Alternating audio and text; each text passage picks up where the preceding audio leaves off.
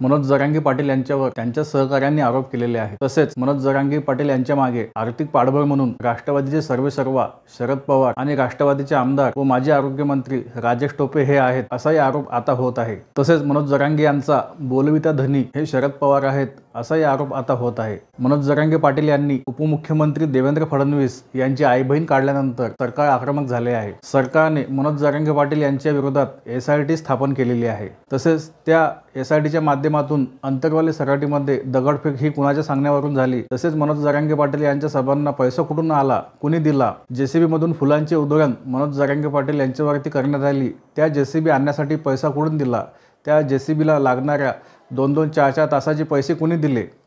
तसेच जालन्यातील एका हॉटेलमध्ये वेगवेगळ्या ठिकाणावरून आलेल्या मराठा आंदोलकांची जेवणाची सोय होत होती। त्या हॉटेलचे बिल हे 97 लाख रुपये झाले होते। ती बिल भरलेले आहे आणि ते बिल कोणी भरले याची सुद्धा SIT मध्ये चौकशी होणार आहे। मनोज जरांगे पाटील यांच्या जवळच्या नातेवाईकाकडे रेतीचे डंपर कुणी उभे केले याची सुद्धा SIT मध्ये चौकशी होणार आहे। 20 लाखाची उच्च दाबाची इंटरनेट केबल ही प्रसार माध्यमांसाठी आणि डिजिटल मीडियासाठी त्यांना इंटरनेटची सुविधा पुरावी आणि मनोज जरांगे पाटील यांचे उपोषण लाईव्ह दिसावे यासाठी इंटरनेटची केबल आंतरवाली सराटीमध्ये टाकण्यात आलेली आहे। ती केबल कुणाच्या पैशामुळे टाकण्यात आली याची सुद्धा चौकशी होणार असल्याचे कळते। मनोज जरांगे पाटील यांच्या पाठीवर शरद पवारांचा हात आहे। तसेच शरद पवार मनोज जरांगे पाटील यांच्या माध्यमातून देवेंद्र फडणवीसांना बदनाम करत आहेत, असं मनोज जरांगे पाटील यांचे आंदोलनातील फुटलेले पूर्वीचे सहकारीच माध्यमांसमोर सांगत आहेत आणि हाच मुद्दा विधानसभेत देखील गाजलेला आहे। मनोज जरांगे यांच्या आंदोलनामागे नेमकं कोण आहे यासाठी सर्वानुमते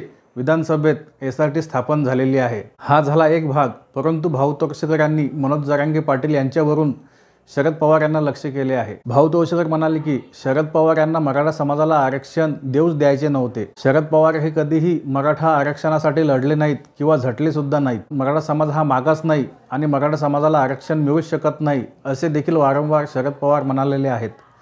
नरेंद्र मोदी पंतप्रधान असताना व देवेंद्र फडणवीस महाराष्ट्राचे मुख्यमंत्री असताना कोपर्डीच्या घटनेनंतर महाराष्ट्रामध्ये लाखोंच्या संख्येने मराठा आरक्षणासाठी आणि कोपर्डीच्या पीडितेला न्याय देण्यासाठी मराठा समाजाचे लाखोच्या संख्येने मोर्चे हे शांततेत निघाले होते। मराठा आरक्षणाची मागणी लक्षात घेता देवेंद्र फडणवीस यांनी ते मुख्यमंत्री असताना मराठा समाजाला 16% आरक्षण देऊ केले। ते आरक्षण देवेंद्र फडणवीस यांनी हायकोर्टात टिकवले आणि देवेंद्र फडणवीस मुख्यमंत्री पदावरून पाय उतार होईपर्यंत ते आरक्षण सुप्रीम कोर्टात सुद्धा टिकवले होते। त्यासाठी मोठमोठ्या वकिलांच्या फौजा देवेंद्र फडणवीस यांनी मराठा आरक्षणाच्या दिमतीला लावल्या होत्या। त्यानंतर 2019 मध्ये महाराष्ट्रातल्या विधानसभेच्या निवडणुका पार पडल्या। त्या निवडणुकांमध्ये भाजप पुन्हा महाराष्ट्राच्या सत्तेत बसणार होती। परत एकदा मुख्यमंत्री म्हणून देवेंद्र फडणवीस हे शपथ घेणार होते, परंतु मध्येच शरद पवार यांनी डाव साधला आणि उद्धव ठाकरे यांना मुख्यमंत्री बनवलं आणि त्यानंतर सुप्रीम कोर्टात चालू असलेल्या मराठा समाजाच्या आरक्षणाच्या खटल्याकडे तत्कालीन मुख्यमंत्री उद्धव ठाकरे व शरद पवार सरकारने फिरून देखील पाहिले नाही। मराठा आरक्षणाची सुप्रीम कोर्टातील केस बाद झाली।